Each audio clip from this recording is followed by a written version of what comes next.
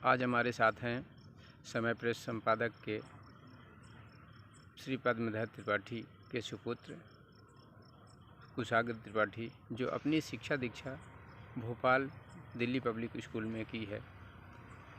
इन्होंने कोरोना संक्रमण जैसे मरीजों का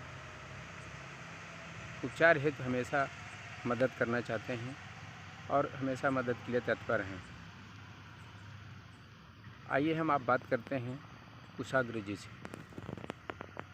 कुशाग्र जी, एक सवाल है मेरा, कोरोना संक्रमण की स्थिति क्या है सीधी जिले की? देखिए, कोरोना अगर संक्रमण की स्थिति अगर हम सीधी जिले के अगर उसमें देखें तो इसका ग्राफ कभी ऊपर जा रहा है, कभी नीचे आ रहा है। एक दिन ये ऊपर है, एक दिन ये नीचे है। अगर हम आज की स्थिति देखें, वर्तमान की अगर हम स्थिति देखें तो आज 184 केस मिले हैं, और वहीं अगर हम लोग कल की स्थिति देखें तो कल हमें 149 केसेस मिले थे। तो हम ये कह सकते हैं कि ग्राफ कभी ऊपर जा रहा है, कभी नीचे जा रहा है, लेकिन एक जो मतलब निश्चिंतता की बात है वो है कि इसके दर में गिरावट आई है। दर से मेरा मतलब ये है कि रेट ऑफ इंक्रीज़, किस रेट से ये इंक्रीज़ हो रहा है उसमें गिरावट आई है।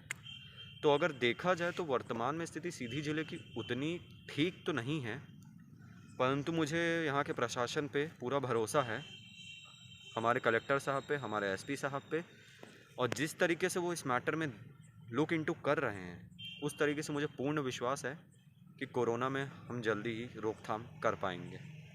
मेरा सवाल एक और है, लॉकडाउन लगने के पश्चात जिले में संक्रमण की स्थिति में क्या सुधार आ रहा है या नहीं?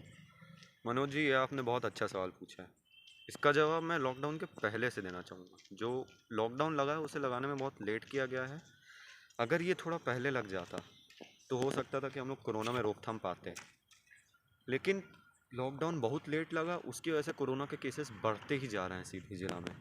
और ये सिर्फ सीधी जिला की ही कहानी नहीं है।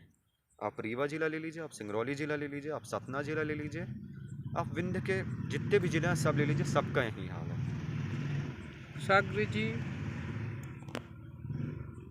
कोरोना जैसे महामारी को रोकने के लिए प्रशासन क्या कर रही है और हमें इसके उपचार के लिए क्या करना चाहिए कि ये रुके?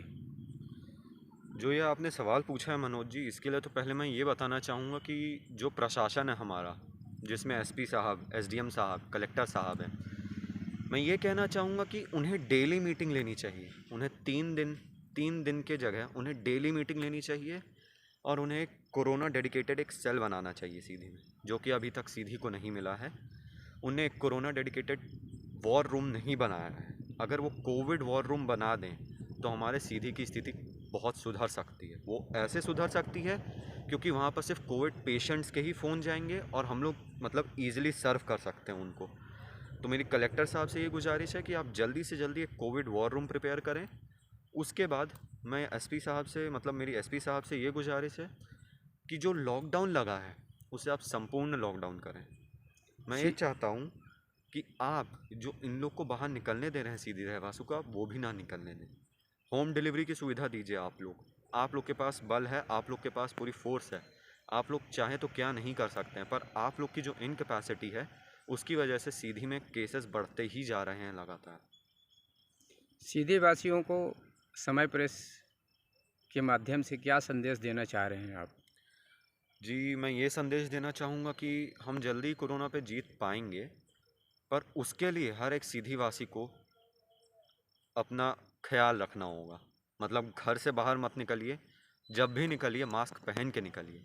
लेकिन एक और चीज़ मैं बोलना चाहूँगा, एक मास्क नहीं, दो मास्क पहन के निकलिए। मैं ये इसलिए कहना चाहूँगा क्योंकि एक मास्क 7% सिर्फ वायरस से बचाता है आपको, और वहीं अगर हम 2 मास्क लगा लें तो वो हमें 90% वायरस से बचा सकता है। और इसमें मैं एक और चीज़ कहना चाहूँगा, सबसे पहले आप N95 मास्क यूज़ करें, उसके बाद आप एक कपड़े का मास्क, जैसे मैंने पहना है वैसा मास्क यूज़ करें, तो उससे आप 90% तक वायरस का रोकथाम कर सकते हैं। इसके अलावा तभी निकले जब एकदम बहुत ज़्यादा महत्वपूर्ण हो, जैसे कि लोग तफरी करने के लिए निकल जाते हैं, उसके लिए मत निकलिए।